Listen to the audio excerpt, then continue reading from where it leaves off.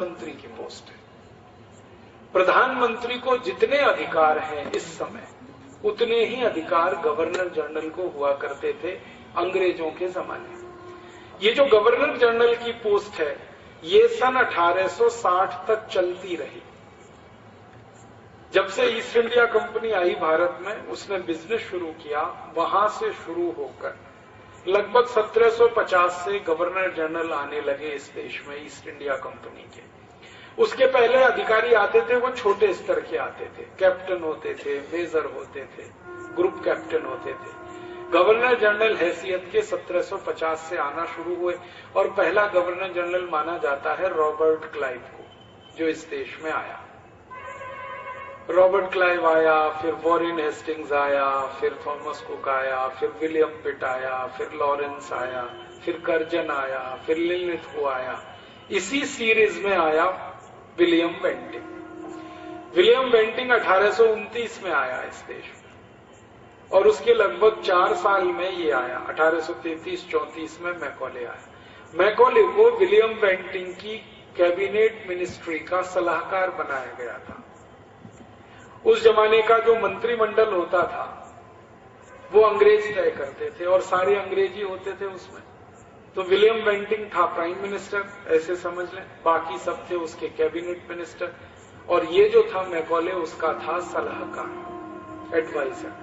तो जब ये आया मैकॉले, तो विलियम बेंटिंग ने इसको आते ही ये कहा कि तुम भारत को पहले देखो, घूम लो, देख लो, समझ लो, तभी तुम मुझे कोई सलाह दे पाओगे भारत के बारे में। और मैकॉले के भी मन में था कि मुझे भारत देखना है, क्योंकि उसके पहले उसने भारत कभी देखा नहीं था, सुना था भारत के बारे में। तो वो घूमने को निकल गया भारत में, उत्तर दक्षिण पूरब पश्चिम घूमा, 1.25 साल उसने देखा इस देश को। फिर वापस आया तो कलकत्ता में एक मीटिंग हुई, काउंसिल की मीटिंग। काउंसिल माने मिनिस्ट्री। गवर्नर जनरल हेड कर वो प्रिसाइड कर रहा था, उसके मंत्री परिषद के लोग बैठे थे। कलकत्ता उस समय भारत की राजधानी था। ये जो दिल्ली राजधानी बनी, ये तो 1911 के बाद बनी।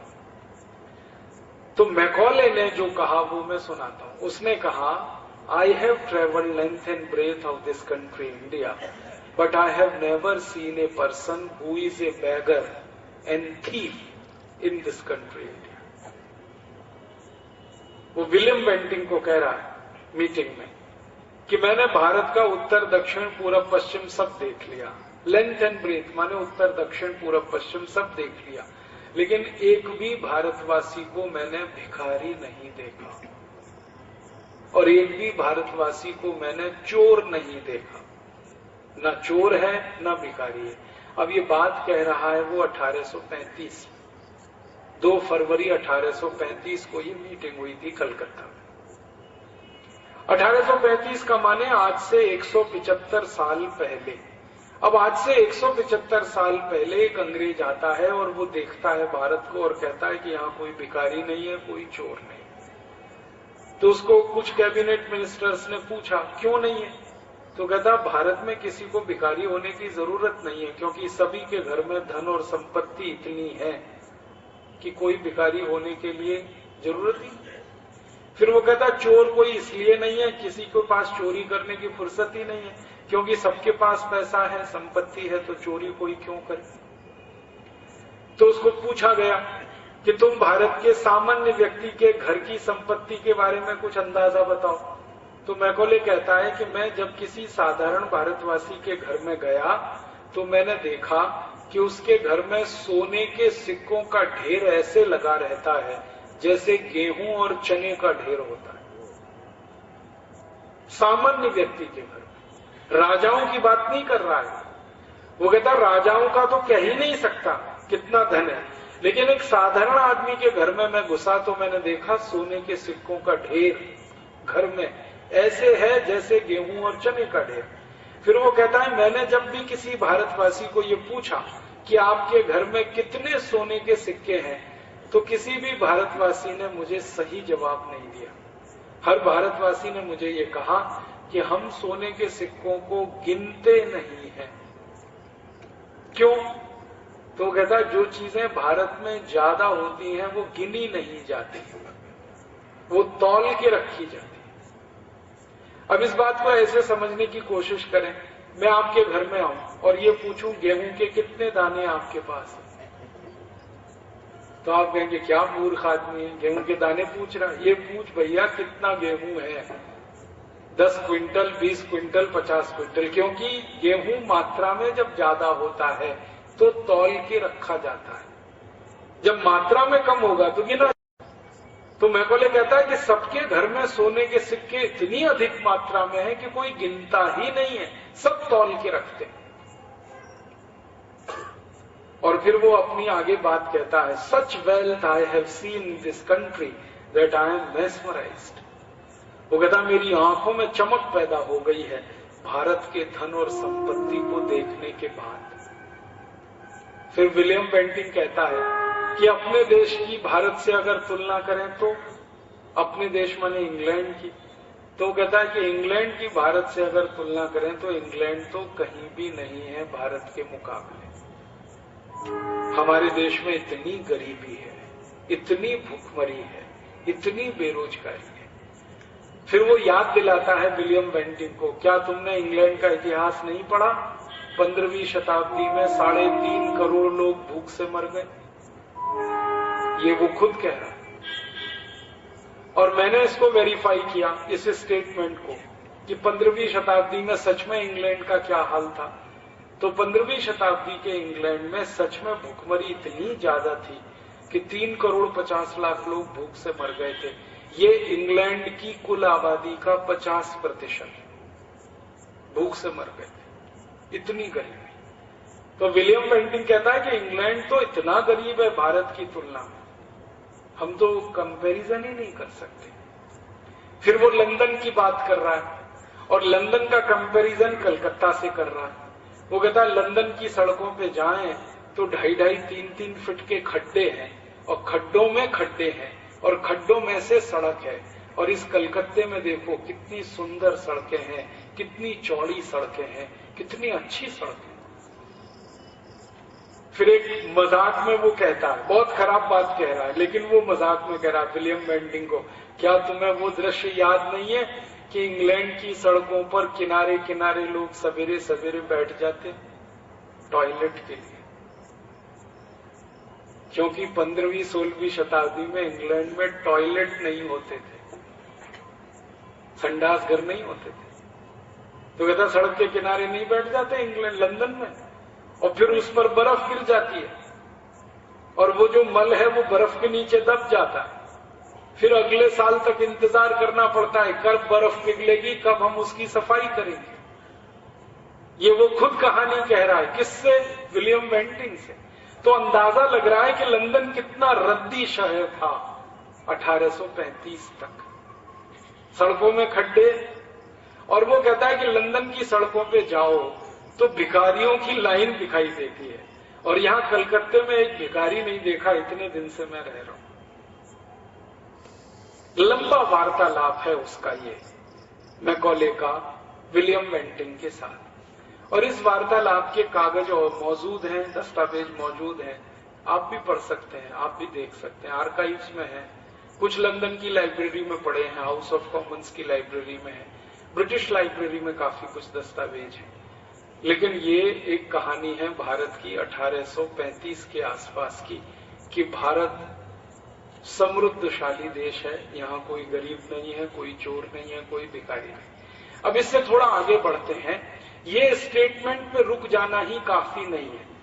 मेरे गुरु थे जिनका नाम था परम सम्माननीय श्री धर्मपाल जी, जिन्होंने सबसे ज्यादा खोज किया भारत के बारे में, अंग्रेजों के समय का भारत। उनके साथ मैंने मेरी जिंदगी का करीब 12-13 साल का समय बिताया।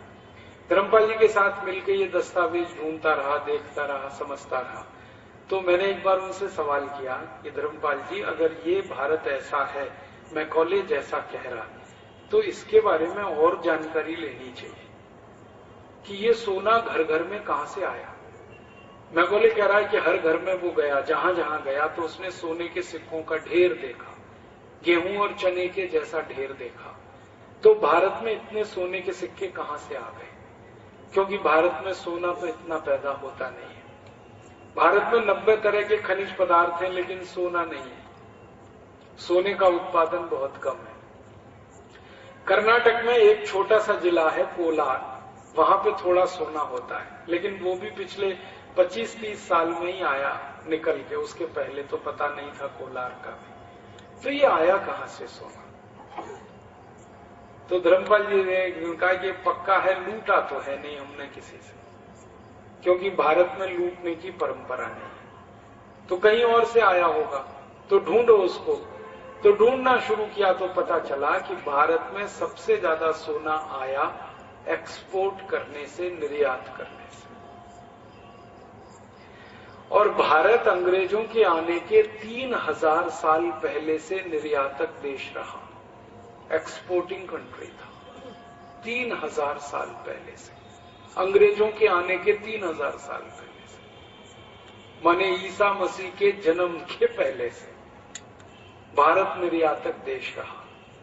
और उसके दस्तावेज मिलते गए तो पता चला सबसे ज्यादा निर्यात हमने 3000 साल किया कपड़े का। हमने कपड़ा बेचा दुनिया में, और न सिर्फ बेचा बल्कि दुनिया को कपड़ा पहनाया, और न सिर्फ पहनाया बल्कि दुनिया को कपड़ा बनाना हमने सिखाया। सारी दुनिया ने कपड़ा बनाना भारत से सीखा। कपड़ा बनाने की जो कला है, कारीगरी है, वो भारत में सबसे पहले आई। भारत ने चीन को सिखाई, और चीन ने फिर और भी कई देशों को सिखाई। ऐसे करके ये निकली कला। और कपड़ा बनाना यहाँ 3000 साल से कैसे होता रहा? क्योंकि कपास होती है इस देश में हजारों साल से, और अच्छी क्वालिटी की कपास होती है, छोटे रेशे वाली कपास होती है। छोटे रेशे की कपास का कपड़ा बहुत बारीक बुनता है। तो हमारे यहाँ मलमल का कपड़ा होता था, सूरत की मलमल, ढाका की मलमल, त्रावणकोर की मलमल, मालवा की मलमल। ये मालवा में बहुत अच्छी कपास होती रही। और वो मलमल का कपड़ा हम जो दुनिया में बेचते थे, उस कपड़े के बारे में अंग्रेजी दस्तावेज ये कहते हैं कि 15 मीटर लंबा कपड़े का थान तय करते जाएं तो माचिस की डिब्बी में आ जाता, इतनी बारीक बनाई। 15 मीटर का लंबा थान एक अंगूठी में से खींच के निकालें तो पूरा थान निकल आता, इतनी बारीक बुनाई। और ये बुनाई हाथ से होती थी, मशीनें नहीं थी, हाथ की बुनाई थी। और ये कपड़ा जब इंग्लैंड और यूरोप के बाजार में बिकने को जाता था, तो इसकी बिकने की जो बात है समझ में आई वो ये कि तराजू के एक पल्ले में कपड़ा रखा जाता था, उसके वजन के बराबर सोना दूसरे पल्ले में रखा जाता था, सोने के बदले में हमारा कपड़ा बिकता था। इतनी प्रीमियम क्वालिटी का कपड़ा हम बनाते थे, और 3000 साल हमने ये कपड़ा बेचा। आपको हैरानी होगी, रोम का जो साम्राज्य था, रोम के साम्राज्य में जितने राजा हुए, जैसे क्लॉडियस एक बड़ा राजा हुआ, नीरो का नाम तो आप सभी जानते हैं ना, उसकी कहावत है कि जब रोम जल रहा था तो नीरो बांसुरी बजा रहा था। तो नीरो एक बड़ा राजा हुआ, क्लॉडियस एक बड़ा राजा हुआ। ऐसे रोम के साम्राज्य में सैकड़ों राजाओं ने भारत का कपड़ा पहना, उनकी रानियों ने भारत का कपड़ा पहना। और ये रोमन एम्पायर की कहानी तो बहुत पुरानी है। लेटेस्ट बात करता हूं, 1835 में जब ये मैकॉले बात कर रहा है विलियम बेंटिंग के साथ, वो कहता हमारी रानी भी तो भारत का ही कपड़ा पहनती है, क्योंकि इंग्लैंड में कपड़ा बनता ही नहीं है उस क्वालिटी का। तो हम कपड़े के बहुत बड़े एक्सपोर्टर रहे। कपड़े ही जैसी एक दूसरी चीज हमने बहुत एक्सपोर्ट की पूरी दुनिया में, स्टील बनाया और सबको बेचा। स्टील बनाने की टेक्नोलॉजी भारत में हजारों साल पुरानी। और अंग्रेज जो हमारे यहां आए, उन अंग्रेजों में से एक अंग्रेज था, उसका नाम था कैप्टन जे कैंपवेल। उसने इंडियन स्टील पे बहुत रिसर्च किया, और उसने लिखा है अपनी पुस्तक में कि भारत का स्टील दुनिया में सबसे अच्छी क्वालिटी का है। और वो कहता है कि इस क्वालिटी का स्टील तो कोई बना ही नहीं सकता जो भारत में बनता है। वो कहता है भारत के स्टील की विशेषता है कि हम जिससे पानी के जहाज बनाते हैं, इंग्लैंड की ईस्ट इंडिया कंपनी वो सारा स्टील भारत से खरीदते हैं, और भारत के स्टील से जो ईस्ट इंडिया कंपनी पानी का जहाज बनाती है, वो जहाज कम से कम 70 साल चलता है। और वो कहता है कि डेनमार्क का स्टील से अगर हम पानी का जहाज बनाएं तो वो 15 साल चलता है, और भारत का जहाज 70 साल। फिर वो कहता है 70 साल तक तो हम चलाते हैं उस जहाज को, फिर बेच देते हैं उसको, और दूसरे देश उसको 15-20 साल चला लेते हैं। फिर उस जहाज को ब्रेक किया जाता है, शिप ब्रेकिंग होता है, और उसके लोहे को फिर तीसरे जहाज में लगा देते हैं। और वो कहता है कि 70 साल तक भारत के स्टील के बनाए हुए जहाज पानी पर तैरते रहते हैं, लेकिन उन जहाजों में जंग नहीं लगता, रस्टिंग नहीं होती। वो कहता है इस क्वालिटी का स्टील भारत बनाता है। ये दस्तावेज पढ़ने के बाद पता चला कि स्टील बनाना सारी दुनिया में सबसे पहले भारत में शुरू हुआ, और हमने स्टील बनाने की टेक्नोलॉजी दुनिया को सिखाई, क्योंकि आयरन ओर हमारे पास हजारों साल से था। जब 1835 की ये कहानी है ना, विलियम वेंटिंग और मैकॉले का जो डायलॉग है, उस समय हमारे यहाँ 20,000 से ज्यादा स्टील कंपनियां थी, फैक्ट्रियां थी, और लाखों मीट्रिक टन स्टील बनता। और ये सबसे ज्यादा थे झारखंड में, उड़ीसा में और आसाम में, थोड़ा बंगाल में और महाराष्ट्र में, गोवा में और कर्नाटक। यही एरिया है जहां आयरन ओर है, वहीं स्टील बनाने का काम होता है। लाखों टन स्टील बनता है। और भारत के स्टील के बारे में एक कहानी तो आप भी जानते हैं, वो सिर्फ मैं रिमाइंड करना चाहता हूं कि भारत का एक लौह स्तंभ है महरौली में, उस पर अभी तक जंग नहीं लगा। इस क्वालिटी का स्टील हम बनाते रहे। जंग रहित स्टील आज कोई नहीं बना पाता दुनिया। टाटा का स्टील भी जंग रहित नहीं है, उसमें भी जंग लग जाता है। हम ऐसा स्टील बनाते थे 1000 साल पहले से। फिर ऐसे एक तीसरी चीज हम बनाते थे, वो थी ईंट, ब्रिक। पतली ईंट होती थी, ककैया ईंट, सारी दुनिया में हम बेचते थे। और उस ईंट की विशेषता है कि उसकी उम्र कम से कम 1000 साल की है। ईंट से ईंट को जोड़ने के लिए हम चूना बनाते थे। अभी सीमेंट है, पहले चूना बनता था, और चूने की कम से कम जिंदगी 500 साल होती है। 500 साल तक चूना टूटता नहीं। हमारे यहाँ बहुत सारे राजा महाराजाओं के किले हैं 500 साल से पहले के, वो अभी तक टूटे नहीं, क्रैक भी नहीं है, वो अभी भी सुरक्षित है। सीमेंट की विशेषता है कि नए से नया सीमेंट तीसरे दिन में क्रैक दे देता है, नए से नया, और चूना 500 साल तक क्रैक नहीं देता।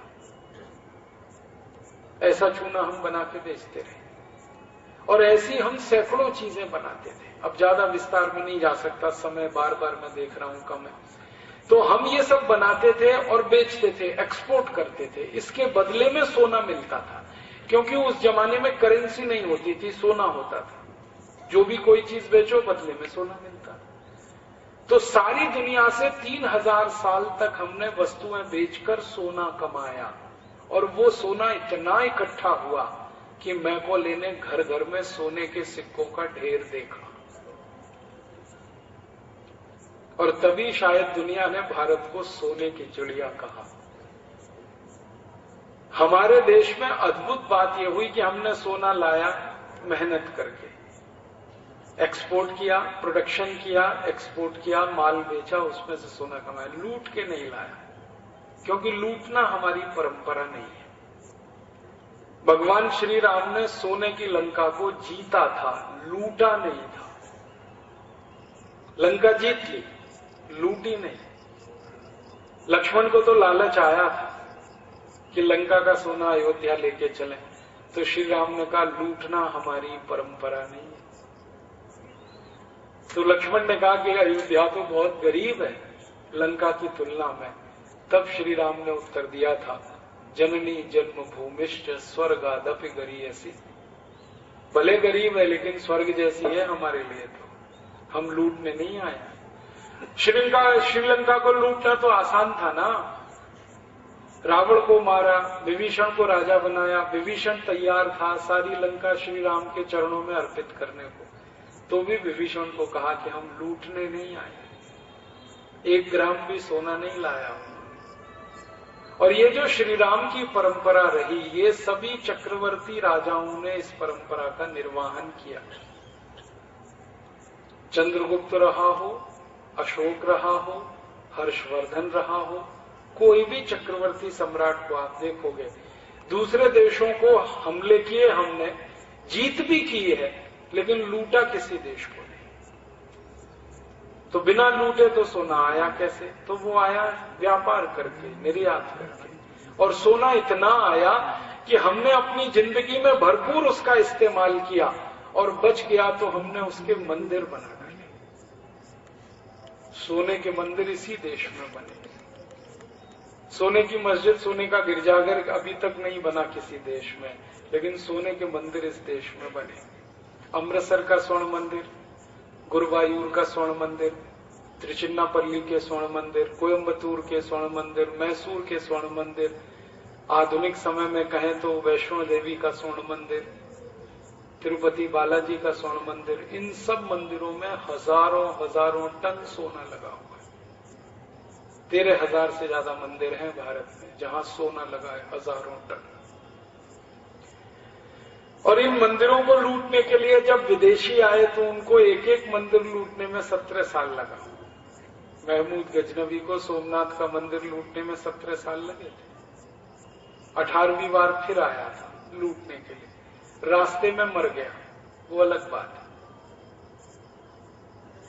है। ऐसा देश गरीब नहीं था, भूखमरी का शिकार नहीं था, बेरोजगारी का शिकार नहीं था, समृद्धशाली देश था, पैसे वाला देश था। और ये ज्यादा पुरानी बात नहीं कर रहा हूं, फिर आपको याद दिला रहा हूं, 175 साल पहले तक का भारत ऐसा था। ये जो मैकॉले आया ना, इसने भारत की शिक्षा व्यवस्था को तहस नहस किया, ये तो आप सब जानते हैं।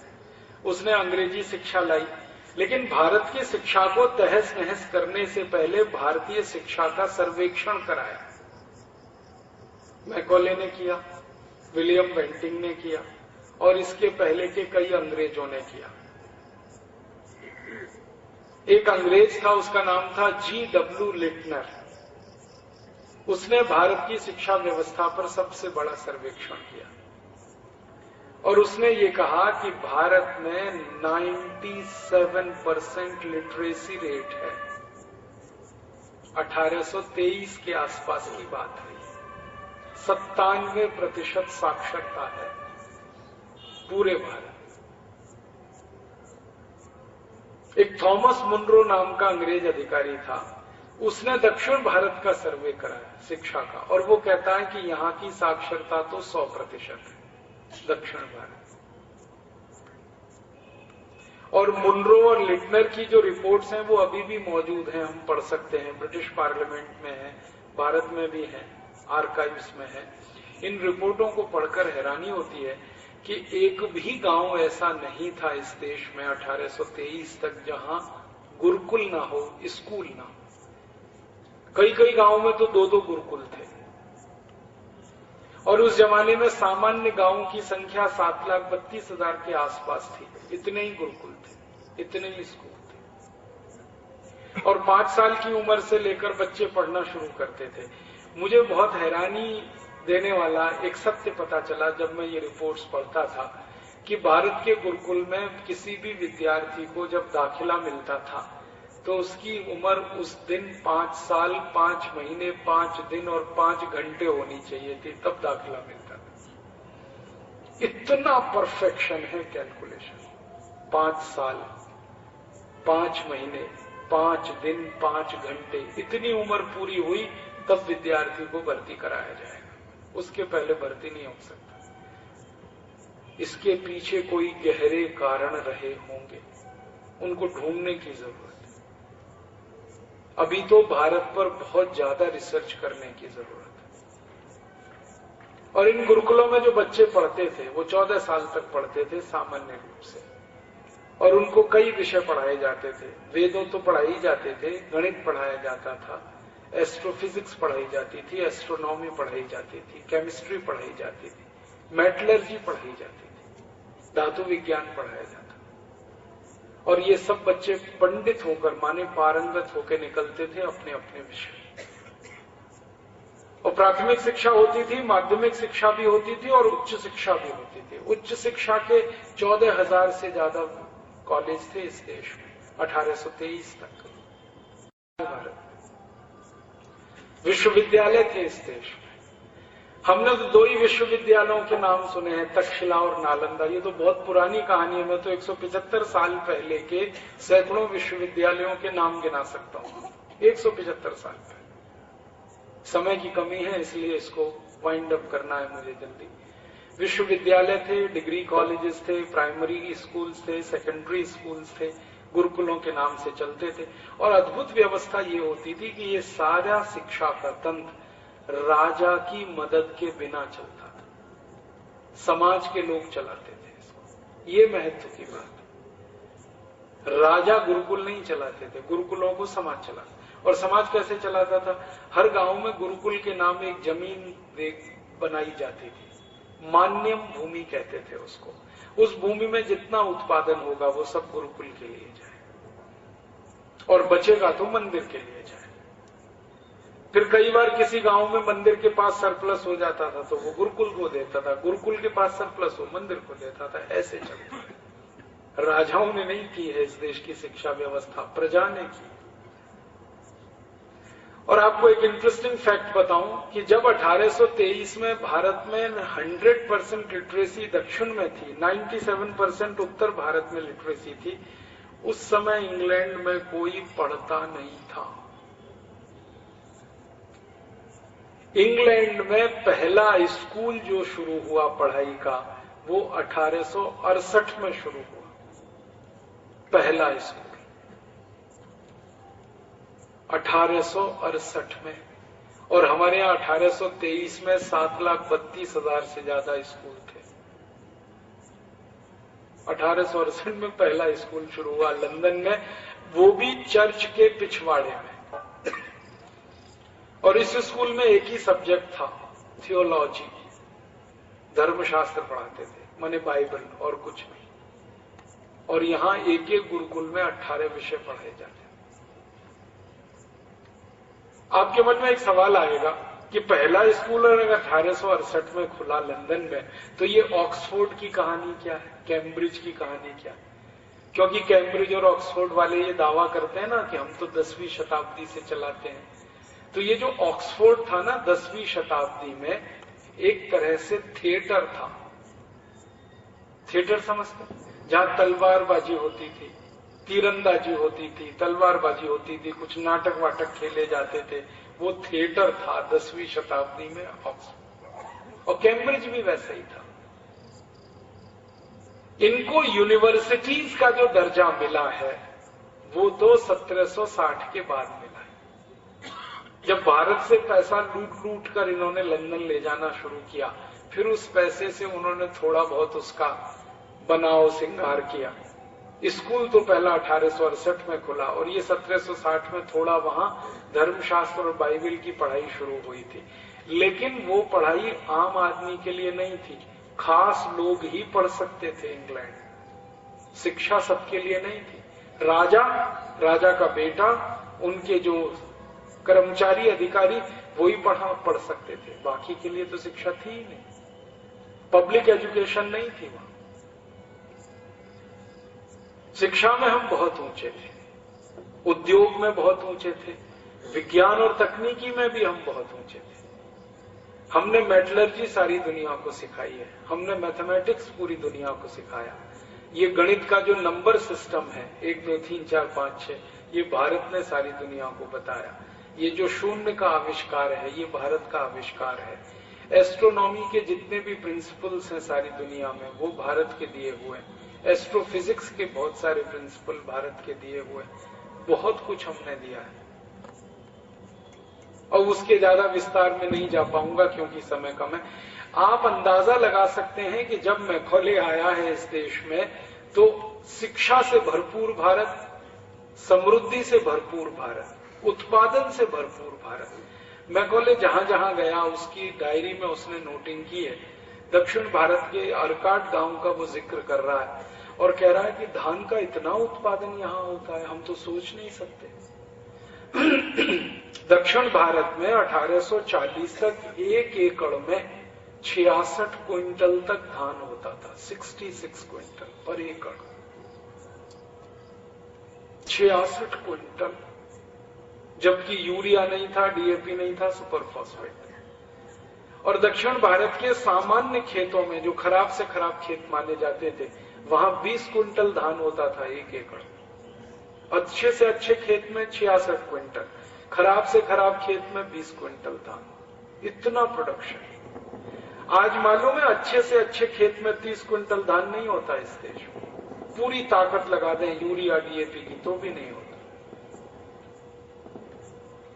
तो उत्पादन भरपूर था, खेतों में, कारखानों में उद्योग चलते थे, व्यापार बहुत होता था। भारत के व्यापार का अंदाजा अगर आप लगाना चाहें तो ऐसे लगाइए, सारी दुनिया में जो कुल निर्यात होता था उसका 33% अकेले भारत का था। पूरी दुनिया 33%।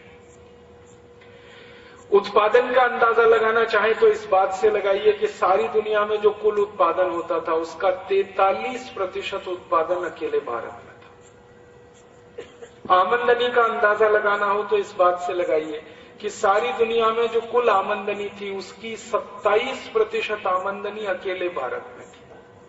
ऐसा देश था भारत। यूं ही इस देश को लोगों ने सोने की चिड़िया नहीं कहा, इसके पीछे बहुत गहरी बात थी। एक अंग्रेज इतिहासकार हुआ, उसका नाम है विलियम डिग्बी। उसने बहुत बड़ा एक ग्रंथ लिखा है भारत के बारे में, हिस्ट्री ऑफ ब्रिटिश इंडिया, और ये ग्रंथ 7 भाग में है। History of British India part 1, part 2, part 3, part 4, part 5, part 6, part 7। तो पहले खंड में पहले ही वाक्य जो लिख रहा है वो सुनाता हूं आपको। वो कहता है, भारत सोने की चिड़िया नहीं, सोने का महासागर है। वो कहता है करेक्शन करना चाहिए, सोने की चिड़िया नहीं है, सोने का महासागर। फिर आगे लिखता है कि सारी दुनिया की नदियों के पानी की तरह से सोना बहकर भारत में आता है और भारत से 1 ग्राम भी सोना बाहर नहीं जाता। क्यों?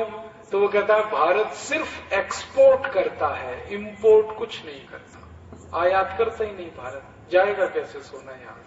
निर्यात ही निर्यात करता है तो आता ही आता है, आता ही आता है, आता ही आता है।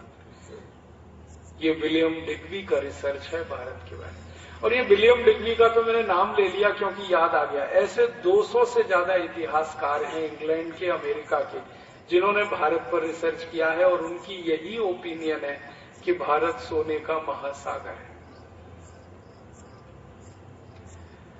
तो 175 साल पहले का भारत इतना अच्छा दिख रहा है और 175 साल बाद का भारत इतना रद्दी दिख रहा है। गरीबी, भूखमरी, बेकारी, महामारी, अशिक्षा, अभाव, दरिद्रता। तो क्या हुआ इस 175 साल में इस देश में? इस 175 साल की कहानी को अब मैं अंत में ले जा रहा हूं। हुआ क्या इस देश में? जब अंग्रेजों को यह समझ में आ गया ना भारत इतना समृद्धशाली है, इतना पैसे वाला है। अंग्रेजों को वैसे ये बात 1757 में समझ में आ गई थी। 1835 तक तो वो कुछ कुछ करते रहे। बात 1757 में समझ में कब आई? जब ये आया ना रॉबर्ट क्लाइव हमारे देश में बंगाल की लड़ाई लड़ने, जिस लड़ाई का नाम है प्लासी का युद्ध। 23 जून 1757 को प्लासी युद्ध हुआ था रॉबर्ट क्लाइव और सिराजुद्दौला के बीच में। उस युद्ध में रॉबर्ट क्लाइव जीत गया था, सिराजुद्दौला हार गया था। और ये बड़ी दर्दनाक कहानी। सिराजुद्दौला के पास 18,000 सैनिकों की सेना थी, रॉबर्ट क्लाइव के पास 350 सैनिक थे।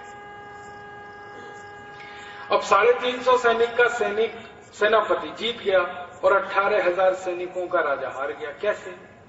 रॉबर्ट क्लाइव ने जब देखा कि अंग्रेजों की सेना बहुत कम है और भारतवासियों की सेना बहुत बड़ी है, तो उसने चालाकी की और अंग्रेज इसी चालाकी के दम पर इस देश में राज करते रहे।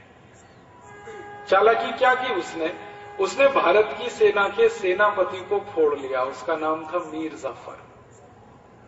उसको पैसे का लालच दिया और कुर्सी का लालच दिया।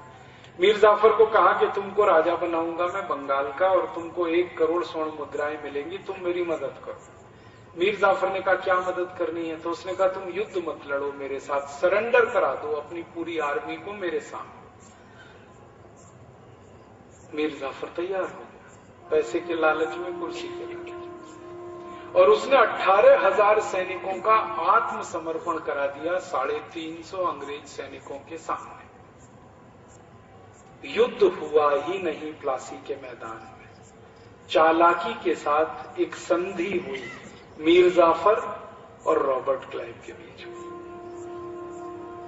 इस संधि का जो विटनेस था वो एक सेठ था, उसका नाम था सेठ अमीचंद। वो विटनेस था। संधि हुई दोनों के बीच में, संधि के पेपर मौजूद हैं, कागज मौजूद हैं। कभी मौका मिला तो आपको आस्था चैनल पे मैं दिखाऊंगा वो पेपर्स, रॉबर्ट क्लाइव और मीर जाफर की संधि के पेपर्स। तो उसमें सेठ अमीचंद अब गवाह बना, और वो गवाह बना रॉबर्ट क्लाइव की तरफ से। रॉबर्ट क्लाइव को वो अपने घर में टिकाए हुए था, खाना खिलाता था, सब सेवाएं करता था उसकी, सेठ अमीचंद। कलकत्ता की कहानी है। तो युद्ध तो हुआ नहीं, संधि हो गई। संधि में रॉबर्ट क्लाइव ने समर्पण करा दिया, माफ करना, मीर जाफर ने समर्पण करा दिया अंग्रेजों के सामने। तो मीर जाफर के समर्पण के बाद अंग्रेजों ने घोषित कर दिया हम जीत गए। जीते बीते नहीं थे, घोषणा कर दी हम जीत गए, और 18,000 सैनिकों को बंदी बनाने का झूठ मूठ का नाटक किया।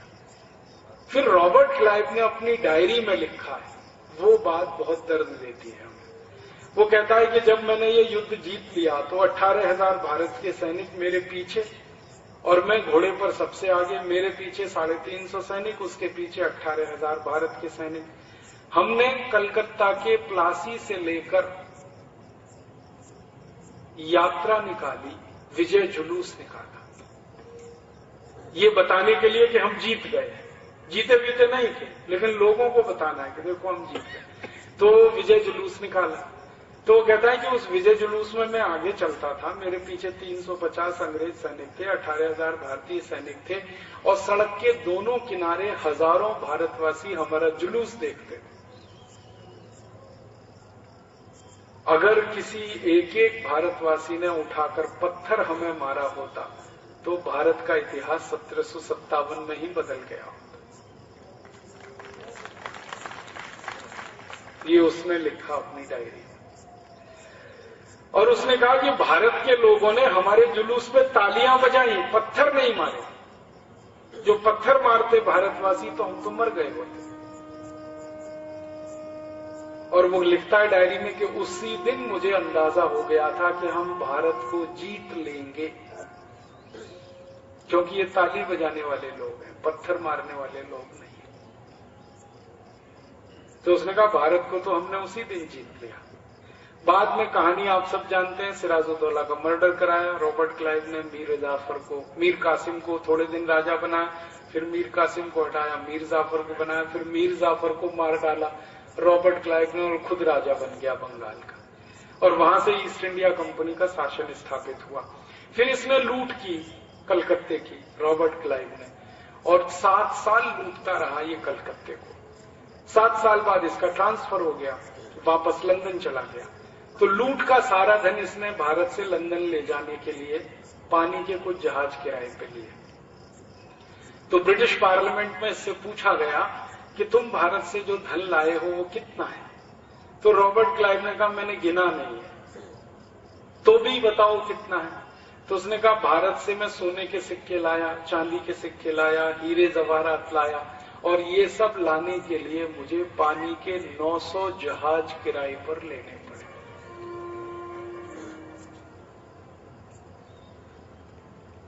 अंदाजा आप लगाइए कितना लूटा एक रॉबर्ट क्लाइव। और रॉबर्ट क्लाइव कोई अकेला लुटेरा नहीं था।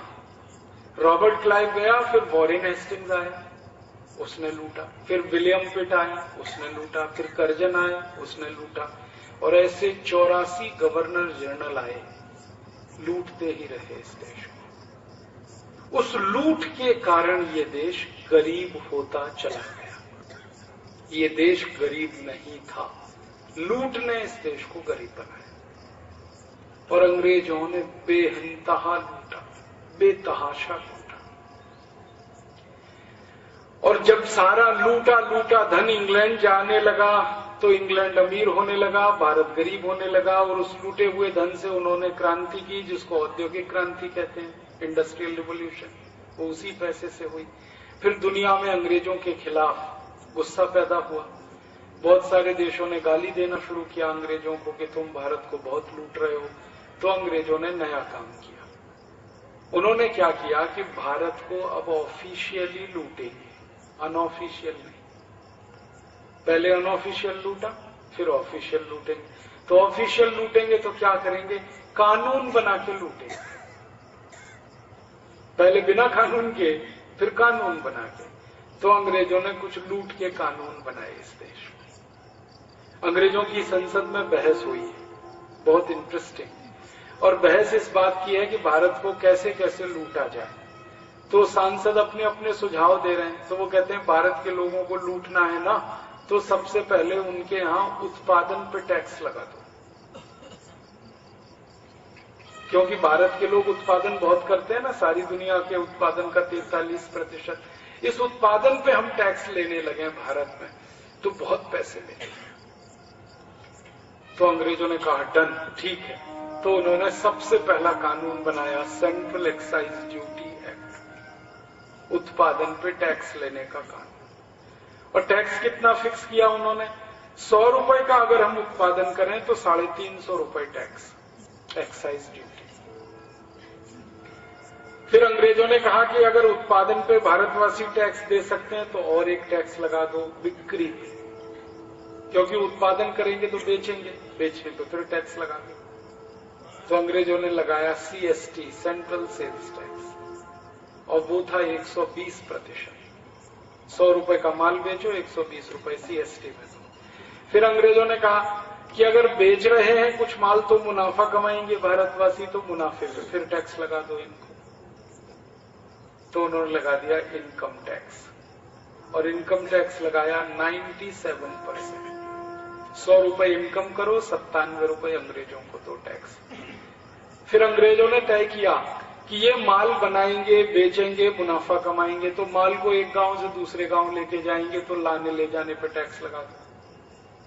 तो रोड टैक्स लगा दिया, और रोड के ऊपर कोई पुल पर से माल जा रहा है तो टोल टैक्स लगा दिया। फिर उन्होंने कहा कि जिस गांव में माल बना रहे हैं वहां एक टैक्स लगा दो, म्युनिसिपल कॉर्पोरेशन टैक्स, ये 1840 में आया। फिर उन्होंने तय किया कि जिस गांव में सामान लेके आते हैं गांव में घुसते ही एक टैक्स और लगा दो, ऑक्ट्रॉय। तो सेंट्रल एक्साइज लगाया, सेंट्रल सेल्स टैक्स लगाया, इनकम टैक्स लगाया, रोड टैक्स लगाया, टोल टैक्स लगाया, ऑक्ट्रॉय लगाया। फिर अंग्रेजों ने कहा कि ये भारतवासी जो भी कुछ बनाएंगे, मुनाफा कमाएंगे, तो मुनाफे से अपने घर बनाएंगे तो घरों पे टैक्स लगा दो, हाउस टैक्स।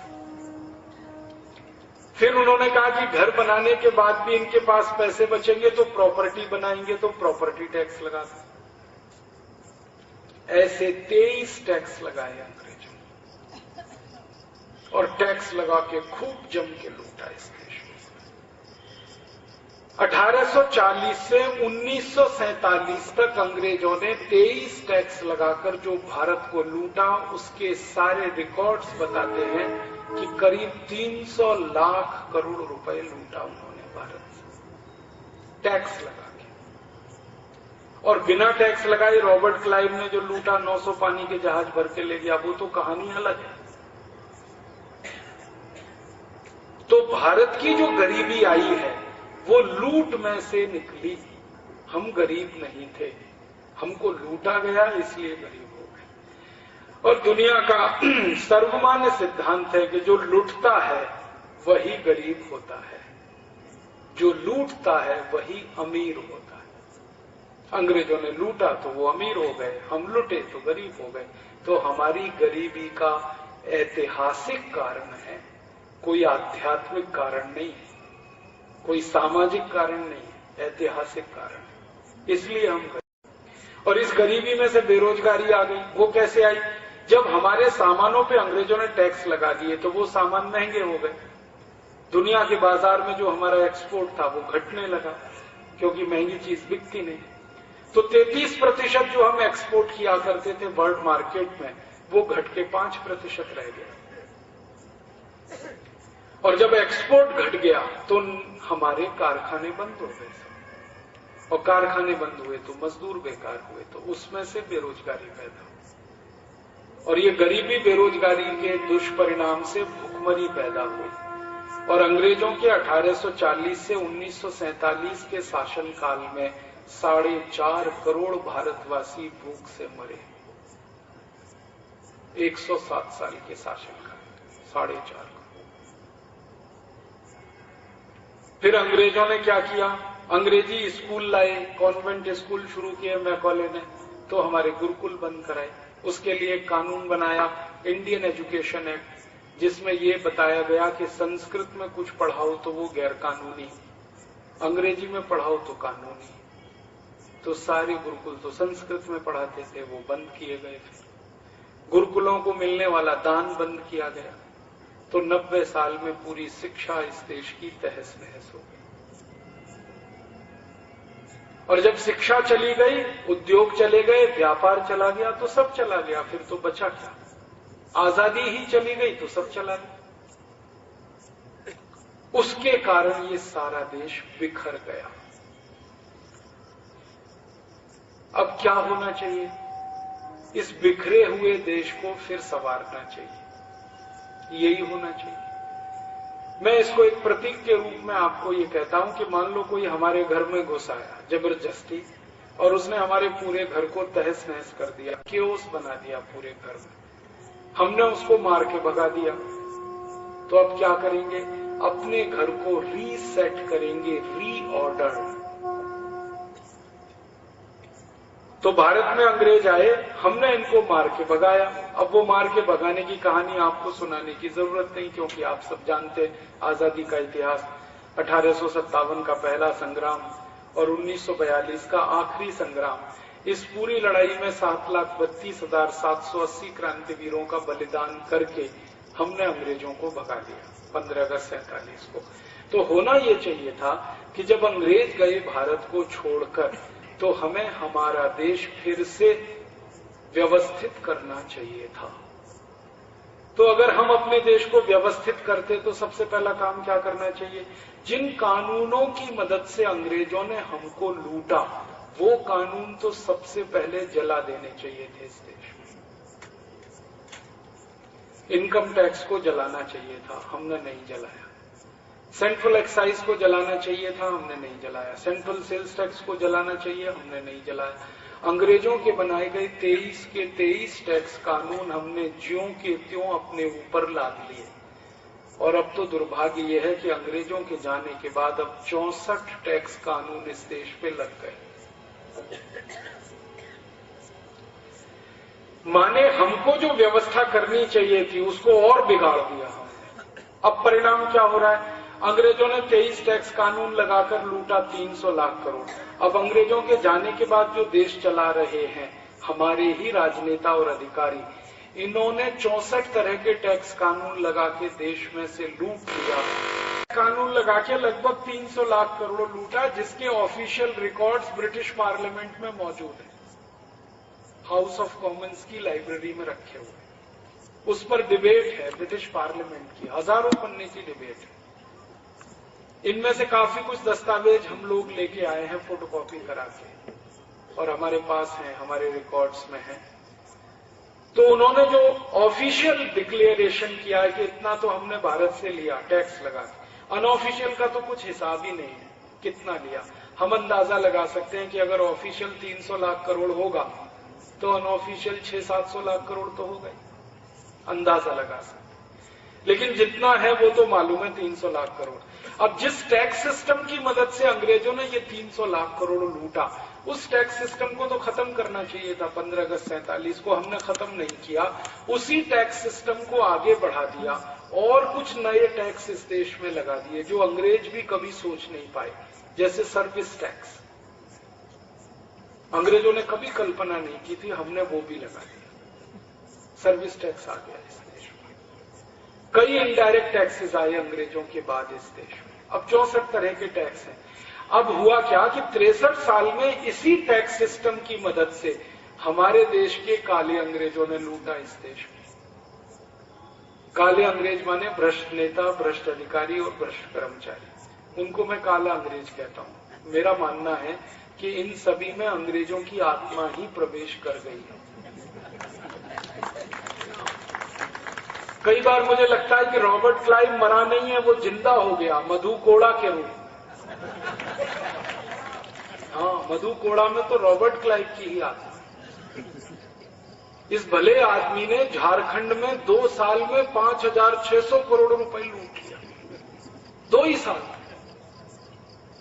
और वो अद्भुत मुख्यमंत्री था, अपक्ष माने निर्दलीय मुख्यमंत्री हो गया। ऐसा कभी नहीं हुआ, न भूतो न भविष्य थे। और आप अंदाजा लगाओ, अगर 2 साल में झारखंड जैसे गरीब राज्य से कोई मुख्यमंत्री 5,600 करोड़ लूट सकता है, तो अमीर राज्यों में जो 10-10 साल मुख्यमंत्री रह चुके हैं, उन्होंने कम से कम 50-50 हजार करोड़ तो लूटा ही होगा। इससे कम तो नहीं लूटे। इस मध्य प्रदेश में ऐसे कई नेता हैं जो 10 साल मुख्यमंत्री रह चुके हैं। मालूम है आपको, नाम लेने की जरूरत नहीं है, क्योंकि वो बहुत पुराना भूतकाल नहीं है, वो रीसेंट पास्ट है, अभी हाल का ही है। तो जिस टैक्स सिस्टम से अंग्रेज लूट रहे थे, उसी टैक्स सिस्टम से ये काले अंग्रेज लूट रहे। बस अंतर इतना है कि अंग्रेज लूट कर सब पैसा इंग्लैंड लेके जाते थे, ये काले अंग्रेज सारा लूट कर स्विट्जरलैंड ले जाते हैं। वहां खाते खोलते हैं, पैसा वहां रखते हैं। अब स्विट्जरलैंड के खातों में भारत के नेताओं ने जो लूटा हुआ धन जमा कर रखा है, उसकी जानकारी स्विट्जरलैंड की बैंकों ने दी है। स्विस बैंक है 330, उनका एक एसोसिएशन है जिसको वो कहते हैं स्विस बैंकर्स एसोसिएशन। उनके अनुसार भारत के घूसखोर नेता, रिश्वतखोर नेता, भ्रष्टाचारी नेताओं का स्विस बैंकों में 72 लाख करोड़ रुपए जमा है। ये लेटेस्ट फिगर है। 1,500 अरब डॉलर माने 72 लाख करोड़। और अभी एक नई जानकारी आई है, वो ये स्विट्जरलैंड की ये जो बैंक है ना, इनसे हम लोग थोड़े संपर्क में हैं पिछले कुछ दिनों से, क्योंकि हमने एक केस किया है सुप्रीम कोर्ट में स्विस बैंकों का पैसा वापस लाने के लिए। तो जब ये केस हुआ ना, तो दुनिया में 2 बड़ी संस्थाएं हमारे साथ आई। एक का नाम है ट्रांसपेरेंसी इंटरनेशनल, दूसरी है टैक्स जस्टिस नेटवर्क। उन्होंने कहा कि आपको अभी अधूरी जानकारी है, स्विस बैंकों में तो 72 लाख करोड़ है, स्विट्जरलैंड के अलावा 70 और देश हैं, वहां पर 258 लाख करोड़ है।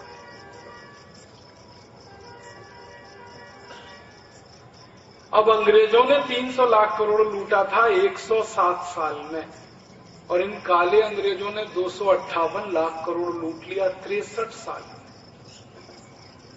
माने ये तो अंग्रेजों के भी बाप है लूटने, और बेशर्मी से लूट रहे। जब से हमको ये जानकारी मिली, हमने भारत के कुछ भ्रष्ट नेताओं की कुंडली बनाना शुरू किया, जन्म कुंडली। जन्म कुंडली वो नहीं राहु केतु वाली, जन्म कुंडली वो कि ये व्यक्ति राजनीति में आया तो इसके पास क्या था, 20 साल राजनीति में रह लिया तो कितना हो गया। तो एक एक नेता की संपत्ति 70,000 करोड़, 65,000 करोड़, 50,000 करोड़ ऐसे मिल रही। एक नेता है, 25 साल पहले उसके घर में टूटी साइकिल नहीं थी, महाराष्ट्र का है, अभी केंद्र सरकार में मंत्री है। आज उसकी संपत्ति 72,000 करोड़ की। आप बंबई आना, माफ करना मुंबई से पूना 180 किलोमीटर है।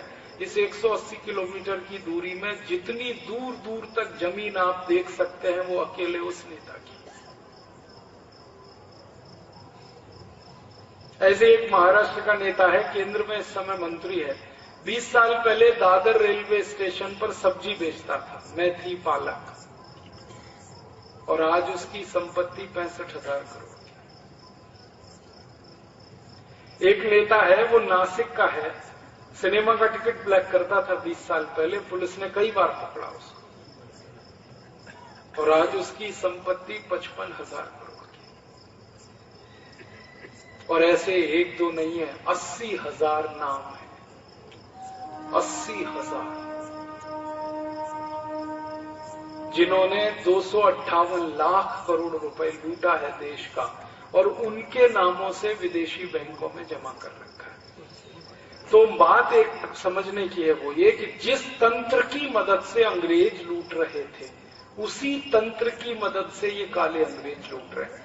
जिन कानूनों को अंग्रेजों ने लगाया लूटने के लिए, वही कानून ये आज भी चला रहे हैं लूटने के लिए। तो परिणाम तो वही निकलेगा, लूट और लूट। और एक छोटी सच्ची घटना सुनाता हूं। थोड़े दिन पहले उत्तर प्रदेश में एक आईएएस अधिकारी पकड़ा गया, उसका नाम है अखंड प्रताप सिंह। इसके घर में छापा पड़ा सीबीआई का, एनफोर्समेंट डायरेक्टरेट का। तो उसके घर से 1,000 के नोटों की गड्डियां निकली, वो मैंने टेलीविजन पे देखी। ट्रक में भर भर के उन गड्डियों को ले गए एनफोर्समेंट डायरेक्टरेट वाले। 15 दिन तक मशीनों से गिनते रहे, 15 दिन तक मशीनों से गिनते रहे। फिर उन्होंने बताया कि 480 करोड़ रुपए मिला। और अखंड प्रताप सिंह को जब दबाव डाला गया तो उसने कहा कि ये तो मेरा एक घर है, ऐसे 19 घर अभी बाकी। तो अखंड प्रताप सिंह को पूछा गया कि इतना पैसा आया कहां से, तो उसने सच्ची कहानी सुनाई। इस मामले में वो ईमानदार है। हाँ, भ्रष्टाचारी भी कुछ मामले में ईमानदार होते हैं। उसने कहा कि मैं उत्तर प्रदेश कैडर का आईएएस अधिकारी हूं, उत्तर प्रदेश के कई जिलों में मैं कलेक्टर रहा, कमिश्नर रहा। तो मेरे ऊपर जो भी मुख्यमंत्री होता था वो मुझे टारगेट देता था कि एक हफ्ते में 10 करोड़ रुपए लूट कर दो। मुख्यमंत्री बदलता था तो टारगेट बदलता था, एक हफ्ते में 15 करोड़ लूट के दो, कोई कहता था 20 करोड़ लूट के दो। अब मैं मुख्यमंत्री को अगर ये कहूं कि मैं लूट नहीं सकता, तो वो मुझे किक आउट करता, निकाल बाहर करता। इसलिए मैंने लूटना शुरू किया। और मुख्यमंत्रियों को अगर 10 करोड़ देता था लूट कर, तो 2 करोड़ मैं बचाता था। किसी को देता था 15 करोड़ तो 4 करोड़ मैं बचाता था। किसी को देता था 20 करोड़ तो 6 करोड़ बचाता था। वो बचा हुआ पैसा 480 करोड़ हो गया, ये उसने कहा। और उसने कहा मैंने सभी पार्टियों के मुख्यमंत्रियों के नीचे काम किया है, एक भी ऐसा नहीं मिला जिसने लूटने का टारगेट नहीं दिया मुझे, एक भी नहीं मिला। सब पार्टियों के मुख्यमंत्रियों के साथ काम किया उसने। 40 साल रहा वो उत्तर प्रदेश में। फिर उसने और एक बात कही कि मेरे जैसे सारे सेंट्रल कैडर के अधिकारी, आईएएस, आईपीएस, आईआरएस, आईएफएस लूटने में ही लगे रहते हैं, क्योंकि सब मुख्यमंत्रियों का टारगेट पूरा करते हैं। और वो कहता है कि हम में से अगर कोई ईमानदार निकल आए तो मुख्यमंत्री उसको बर्दाश्त नहीं करता, निकाल बाहर कर देता, क्योंकि ये सिस्टम ईमानदार लोगों को बर्दाश्त नहीं करता। तो ऐसी लूट मची, कहीं मधु कोड़ा तो कहीं अखंड प्रताप सिंह, और हजारों हजार ऐसे लोग, 80,000 जिनके बारे में पता चल चुका है। पता नहीं आने वाले समय में और भी कुछ पता चले तो मालूम नहीं। इतने के बारे में तो हमें पता चल गया है कि इनका लूट का 258 लाख करोड़ बाहर है। अब प्रश्न ये है क्या किया जाए?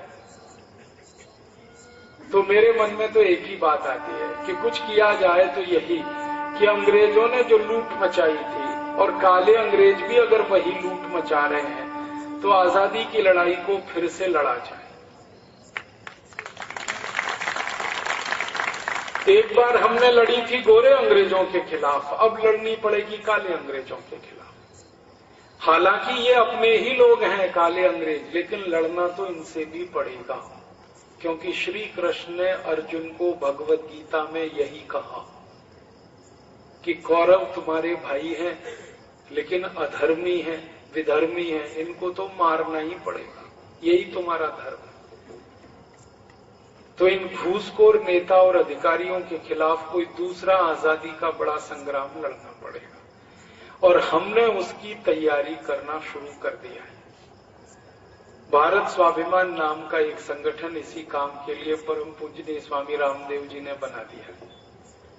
उस संगठन के वो अध्यक्ष हैं, मैं उसका सेक्रेटरी हूं और इसमें 10,000 पदाधिकारी हैं ऊपर से नीचे तक। हमारे संगठन ने ये संकल्प ले लिया है कि लूट का जितना धन इन काले अंग्रेजों ने विदेशों में जमा किया है, एक एक पाई उसका वापस लाना है और इस देश के लिए समर्पित करना है। इस देश की गरीबी बेकार